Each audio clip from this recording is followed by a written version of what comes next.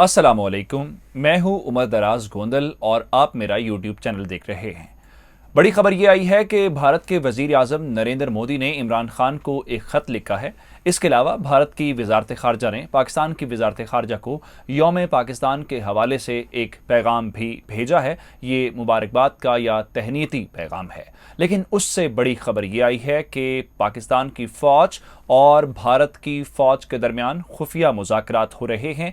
ये मुज़ाकरात लंदन के एक होटल में हुए हैं और इन मुज़ाकरात के ज़रिए बहुत सारे जो आपके सामने अभी हैपनिंग्स हुई हैं, बहुत सारे फैसले हुए हैं। आपको लगता है कि पाकिस्तान और भारत के दरमियान बेहतरी आई है और कहा यह जा रहा था कि मुत्तहिदा अरब अमारात का किरदार है उसमें। एक जंगबंदी का मुआहदा भी हाल ही में पाकिस्तान और भारत के दरमियान हुआ है। लेकिन इस मुआहदे के मुतालिक तफसीलात ये हैं कि लंदन के होटल में पाकिस्तान की खुफिया एजेंसी और भारत की खुफिया एजेंसी रॉ और ISI के दरमियान खुफिया मुज़ाकरात के कई दौर होने के बाद अहम फैसले किए गए हैं। पाकिस्तान की जानिब से कौन से जर्नल ने इन मुज़ाकरात के अंदर शिरकत की है और भारत के कौन से तामिल बैकग्राउंड रखने वाले एक जर्नल ने इसके अंदर एक अहम किरदार अदा किया है।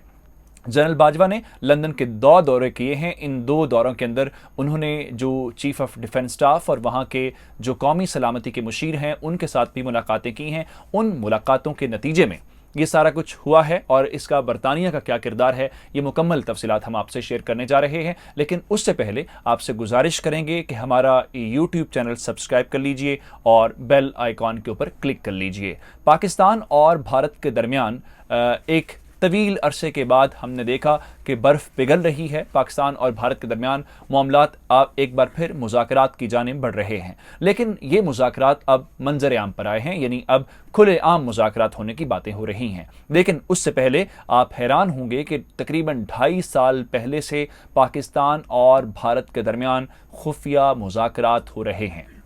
ये मुज़ाकरात सिविलियन हुकूमतें नहीं कर रहीं। ये मुज़ाकरात पाकिस्तान की खुफिया एजेंसी ISI और भारत की खुफिया एजेंसी रॉ के दरमियान हो रहे हैं। और हैरान कुन तौर पे ये मुज़ाकरात पाकिस्तान या भारत के अंदर नहीं हो रहे बल्कि तीसरे मुल्क बरतानिया के अंदर हो रहे हैं। कहा यह गया है, ये दावा पाकिस्तान की जानिब से नहीं बल्कि भारतीय मीडिया ने यह दावा किया है कि सन 2018 के दौरान जब वज़ीर आज़म इमरान खान अपना मनसब संभाल चुके थे तो उस वक्त पाकिस्तान की फ़ौज की जानिब से, यह खबर उस वक्त भी ब्रेक हुई थी, भारत की फ़ौज के साथ बराह रास्त एक राब्ता किया गया। उस राब्ते में यह बताया गया है कि उन्हें अफ़वाज पाकिस्तान और इसके अलावा हुकूमत पाकिस्तान की मुकम्मल तायीद हासिल है।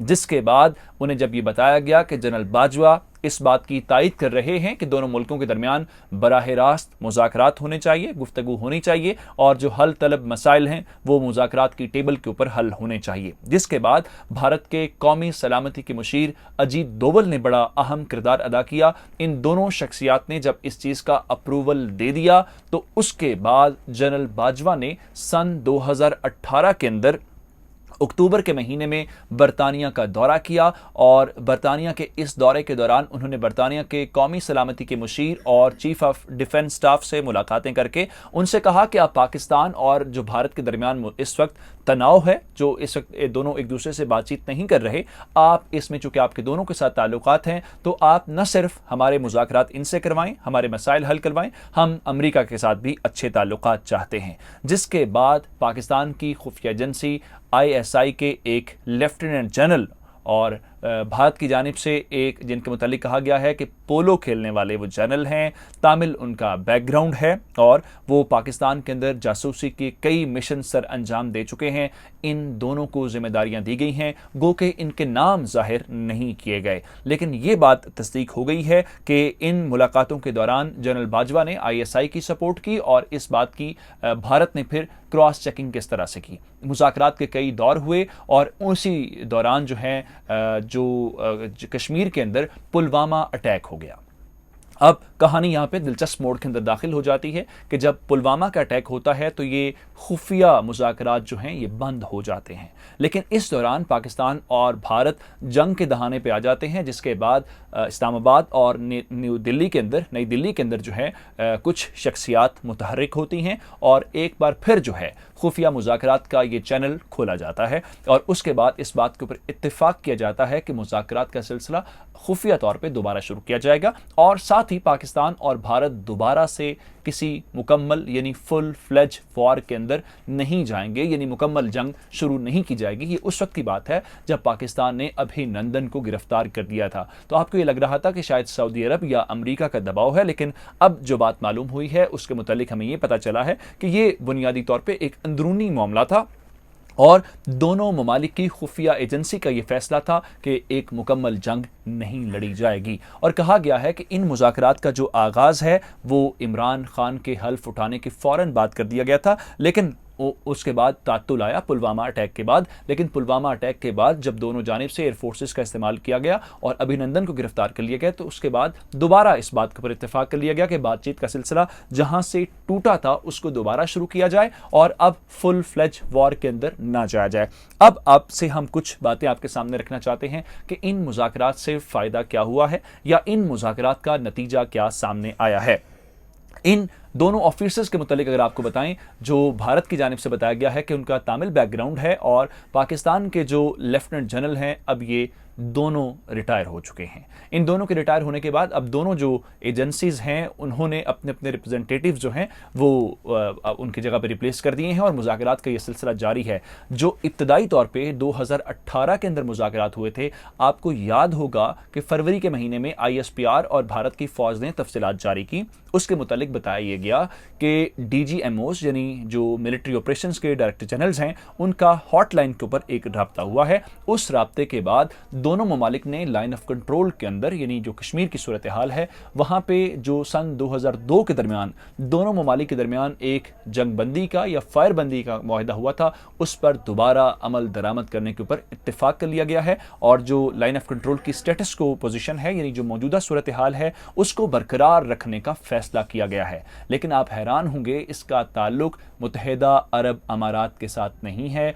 आपको मालूम होगा कि पाकिस्तान का जो एक वफ्द है वो अब आबी मुज़ाकरात के लिए भारत जाने की बातें और भारत जा रहा है। तो इस सिलसिले में ये सारी बातें, यही खबरें आई कि इसके पीछे UAE यानी मुत्तहिदा अरब अमारात का किरदार है, क्योंकि मुत्तहिदा अरब अमारात के वज़ीर ख़ारजा ने हाल ही में भारत का नई दिल्ली का दौरा किया है। लेकिन अब ये बातें हमें ये मालूम हुई हैं कि इसके अंदर जो इब्तदाई तौर पे ISI और रॉ के मुज़ाकरात हुए थे उसके अंदर इस बात के ऊपर इत्तेफाक कर लिया गया था कि दोनों ममालिक के दरमियान जंगबंदी के मुआहदे के ऊपर मुकम्मल तौर पे जिस तरीके से मुआहदा हुआ था उसी तौर पे अमल दरामद किया जाएगा। और हम आपके सामने ये भी खबर रखना चाहते हैं कि इन खबरों के हवाले से जो अब ISI या रॉ के मुज़ाकरात हुए हैं ये कोई पहला मौका नहीं है कि दोनों ममालिक की खुफिया एजेंसीज ने या दोनों ममालिक के जो खुफिया चैनल्स हैं उनके ज़रिए मुज़ाकरात हुए। सन 2002 के अंदर जब पाकिस्तान और भारत जंग के दहाने के ऊपर खड़े थे और इंडिया की पार्लियामेंट के ऊपर अटैक हुआ था, उस वक्त भी पाकिस्तान और भारत की खुफिया एजेंसीज ने दोनों ममालिक को जंग से बचाया था। आमतौर पर हमारे सामने यही होता है, शायद ISI और रॉ हमेशा लड़ते रहते हैं, एक दूसरे के ऊपर हमले करते हैं। तो लंदन के होटल के अंदर होने वाली मुलाकातें जिसके जरिए बहुत कुछ तय हुआ है, तो उससे पहले हम बता रहे हैं कि कब कब ये होता रहा।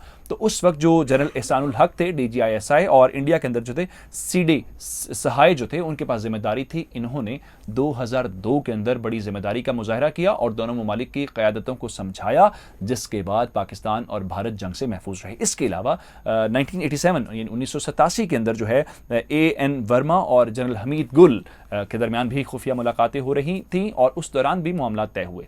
अब आपके सामने हम ये खबर रखना चाहते हैं आखिर में कि जो कुछ अभी आपके सामने आ रहा है, जो इंडस माहदे को लेके अब जो आबी मुज़ाकरात हैं, जो जंगबंदी का माहदा हो रहा है, जो नरेंद्र मोदी का ख़त आ रहा है और पाकिस्तान की जानिब से जो कुछ अच्छे इकदाम हो रहे हैं, जनरल बाजवा साहब की वो तकरीर जिसमें उन्होंने एक बार फिर कहा है कि हम मुज़ाकरात के ज़रिए मामलात को हल करना चाहते हैं। इसके अंदर बहुत सारे ममालिक चाहते थे कि पाकिस्तान और भारत के दरमियान ताल्लुकात मामूल पे आएँ, लेकिन हैरान कुन तौर पे दोनों ममालिक ने बड़ी जिम्मेदारी का, संजीदगी का और एक जिम्मेदार मुल्क होने का दोनों ने सबूत दिया है और दोनों की अफवाज ने भी एक मुनासिब करते हुए, मुनासिब अपना रद्देमल देते हुए इसके अंदर किसी और मुल्क का किरदार नहीं है। हालिया तमाम पेशरफ्तों के अंदर ना UAE, ना सऊदी अरब, ना अमरीका, बल्कि अंदरूनी तौर पर यह दोनों ममालिक का फैसला है जिसके ऊपर इस्लामाबाद और न्यू दिल्ली इत्तेफाक कर चुके हैं। बहरहाल ये अच्छा इकदाम है, इसकी तारीफ होनी चाहिए कि जिसके अंदर बताया गया है कि जब 2018 के दरमियान ये कुछ हुआ, सारा कुछ